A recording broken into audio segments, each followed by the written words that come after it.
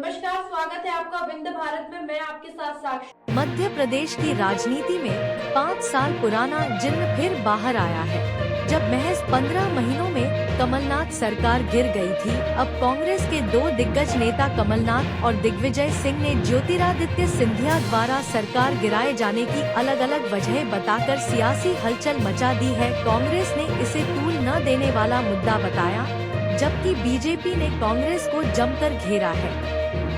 2018 में कांग्रेस 15 साल के राजनीतिक वनवास के बाद सत्ता में लौटी थी, लेकिन यह वापसी ज्यादा समय तक नहीं टिकी।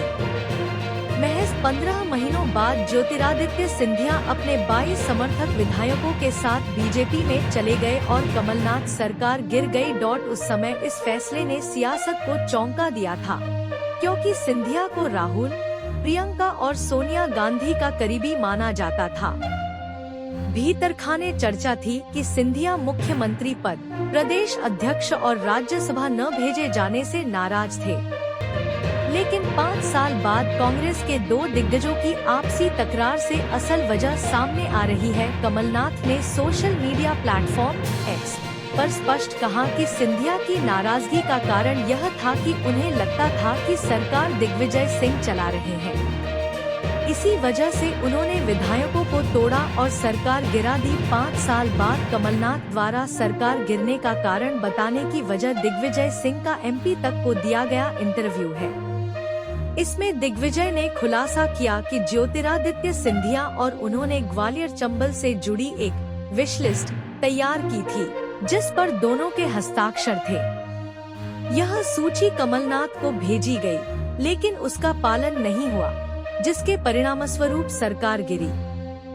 2020 में कांग्रेस में रहे और वर्तमान में केंद्रीय मंत्री ज्योतिरादित्य सिंधिया ने बगावत की वजह पूछे जाने पर कहा कि वे अतीत में नहीं जाना चाहते।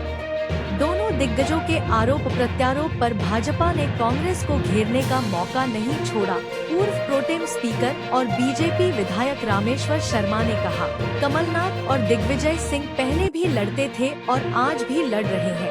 उन्होंने कहा कि तत्कालीन मंत्री उमंग सिंगार ने भी यही बात कही थी कि सरकार दिग्विजय सिंह चला रहे हैं। उद्योगपति कांग्रेस की आपसी कलह को सुलझाते थे, यह भी उजागर हुआ है।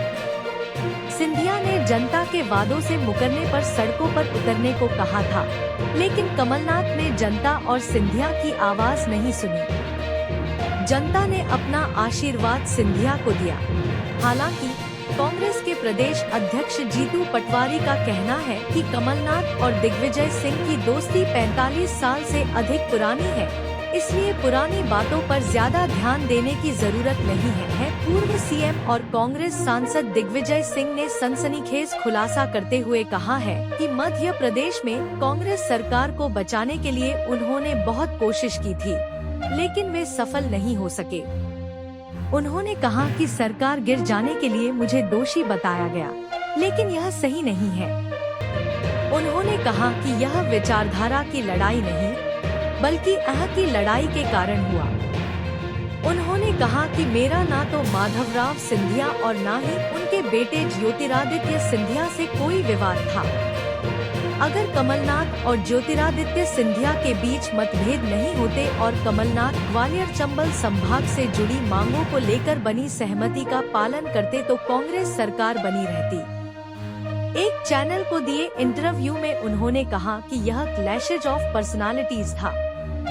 दिग्विजय सिंह ने कहा कि मैं एक उद्योगपति जिनके कमलनाथ और ज्योतिरादित्य सिंधिया दोनों से गहरे संबंध थे के पास गया और मैंने उनसे कहा कि इन दोनों की लड़ाई में हमारी सरकार गिर जाएगी, आप कुछ करें। तब उन्होंने डिनर पर कमलनाथ और ज्योतिरादित्य सिंधिया दोनों को आमने सामने किया और यहाँ कुछ बातों पर सहमति बनी और उस पर साइन भी हुए, लेकिन कमलनाथ ने बाद में उसे मानने से इनकार कर दिया और बात फिर बिगड़ गई। दिग्विजय सिंह ने बताया कि उस डिनर में मैं भी शामिल था और ग्वालियर चंबल को लेकर सहमति बनाई गई थी, लेकिन बाद में उसका पालन नहीं हुआ।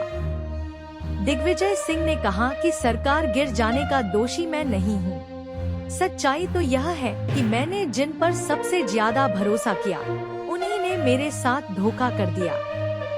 मध्य प्रदेश की राजनीति में हुई बड़ी उथल-पुथल के बाद मार्च 2020 में ज्योतिरादित्य सिंधिया ने कांग्रेस से इस्तीफा दे दिया और अपने साथ 22 विधायकों का समर्थन भी खींच लिया।